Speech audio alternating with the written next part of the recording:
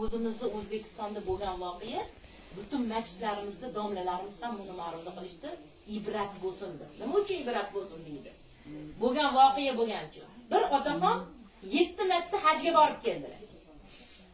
5 mahal namozni kanda qilmay o'qir keldi. Kechalari bir kun ham qoldirmay tahajjud o'qir keldi. 5 ta o'g'ilni eng kenjasi uyda qolgan. Otadan xabar olgani qarasa, otani chirog'i kechasi 2 da ham, 3 da ham yoqib turadi. Sekin oynadan borib, otam tuzumnikilar, yaxshimikilar deb xabar olsa, ota tahajjud o'qiyotgan bo'ladi.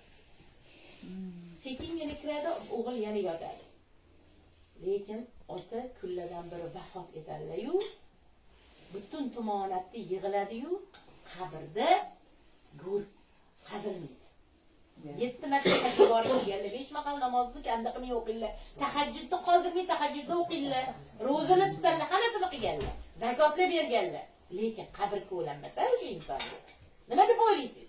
Aka-uka bilan urush. Ana endi aka-uka bilan urushmagan, bir deval qo'shni, yon qo'shni, jon qo'shni bilan gaplashmas ekanlar.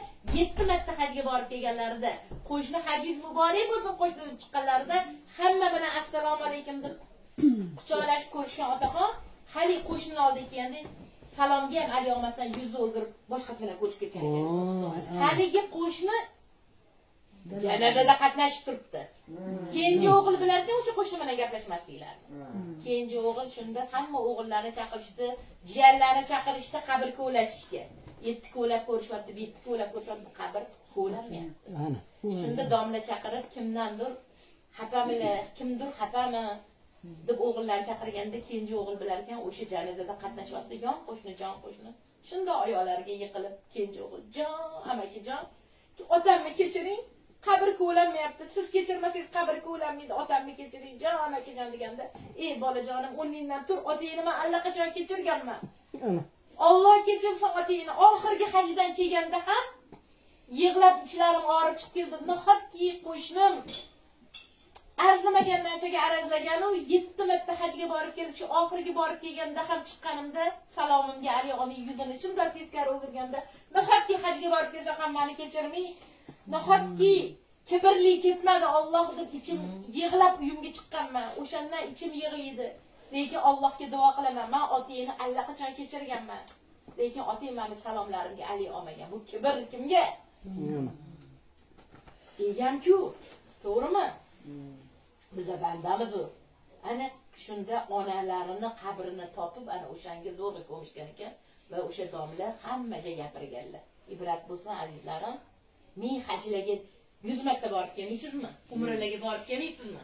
5 mahal namozni qoldirmay vaqtida o'qimaysizmi? Ro'zalarni vaqtida tutmaysizmi?